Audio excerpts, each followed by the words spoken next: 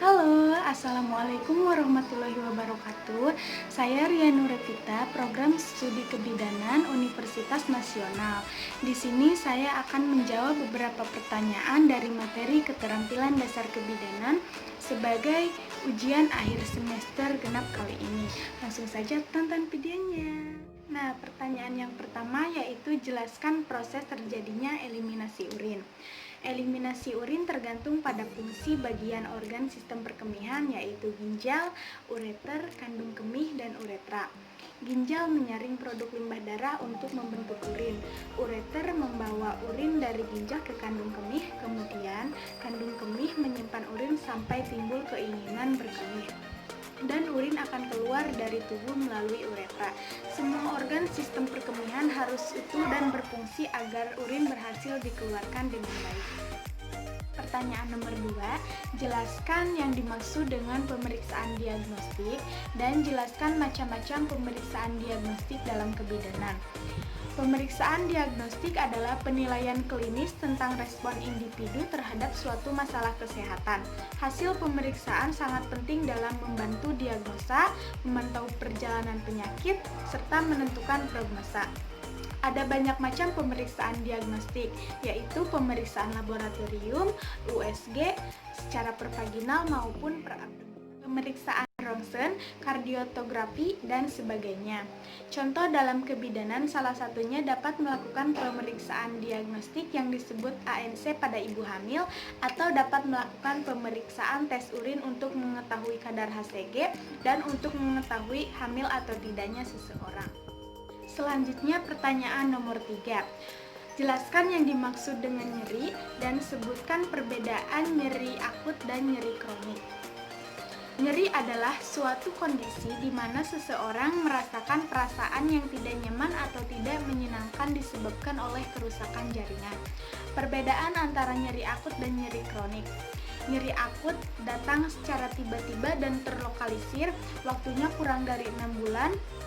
Penyebabnya dapat diidentifikasi akibat dari trauma, pembedahan, atau inflamasi. Nah, sedangkan nyeri kronik yaitu nyeri yang lama atau lebih dari 6 bulan dan lebih kompleks. Macam-macam nyeri kronik yaitu nyeri akut berulang, nyeri yang terus-menerus, dan nyeri non-maligna kronik. Pertanyaan keempat, apa yang dimaksud dengan resusitasi jantung paru? Serta sebutkan dan jelaskan apa saja indikasi kita melakukan resusitasi jantung paru tersebut. Nah, resusitasi jantung paru atau disingkat RJP adalah suatu tindakan gawat darurat akibat kegagalan sirkulasi dan pernapasan untuk dikembalikan ke fungsi optimal guna mencegah kematian biologis.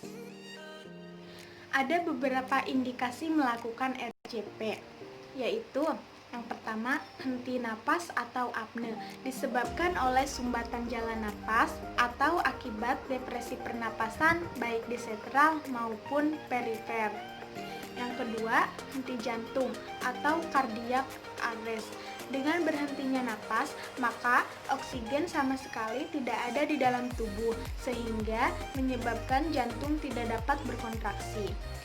Namun, pada korban yang sudah tidak ada refleks mata dan terjadi kerusakan batang otak, maka tidak perlu dilakukan RJP. Pertanyaan kelima, faktor-faktor apa saja yang mempengaruhi dalam pemberian dosis obat dan sebutkan macam-macam pemberian obat. Nah, faktor-faktornya yaitu umur, berat badan, jenis kelamin, status patologis, toleransi terhadap obat, waktu penggunaan obat, sifat bentuk sediaan, cara penggunaan, dan faktor-faktor psikologis dan fisiologis. Ada banyak macam pemberian obat. Pemberian obat secara oral, sublingual, parenteral atau suntik, inhalasi, subkutan atau kulit, pemberian secara vagina, rektum, dan secara epidural. Keenam, jelaskan perbedaan tekanan darah sistol dan diastol dan bagaimana cara membedakannya saat melakukan pemeriksaan menggunakan tensimeter. Sistol adalah tekanan darah saat jantung berdetak dan berkontraksi memompa darah ke seluruh tubuh. Sedangkan diastol adalah tekanan darah pada waktu peregangan atau relaksasi jantung. Tekanan sistol pada saat diukur akan lebih tinggi daripada tekanan diastol. Jika kita melakukan pemeriksaan darah menggunakan tensimeter, perbedaannya dapat dilihat dari angka atas atau angka 120, berarti menunjukkan tekanan darah ke atas pembuluh arteri akibat denyutan jantung, dan itu disebut tekanan sistol. Sedangkan angka bawah atau angka 80 menunjukkan tekanan saat jantung beristirahat dan disebut diastol. Pertanyaan yang terakhir nomor 7, yaitu sebutkan dan jelaskan sistem organ yang berperan dalam pengaturan kebutuhan cairan dan elektrolit tubuh manusia. Organ yang pertama, ginjal, merupakan organ yang memiliki peran cukup besar dalam mengatur kebutuhan cairan dan elektrolit. Karena ginjal berfungsi sebagai pengatur air, konsentrasi garam dalam darah, keseimbangan asam basa darah, dan ekskresi bahan buangan. Proses pengaturan kebutuhan keseimbangan air ini diawali oleh kemampuan bagian ginjal seperti glomerulus dalam menyaring cairan. Bagian organ kedua yaitu kulit. Kulit merupakan bagian penting pengaturan cairan yang terkait dengan proses pengaturan panas yang disarapi oleh vasomotorik. Bagian organ ketiga adalah paru-paru. Berperan mengeluarkan cairan yang menghasilkan insensible water loss kurang lebih 400 ml per hari. Bagian organ selanjutnya, gastrointestinal, adalah organ saluran pencernaan yang berperan dalam mengeluarkan cairan melalui proses penyerapan dan pengeluaran air.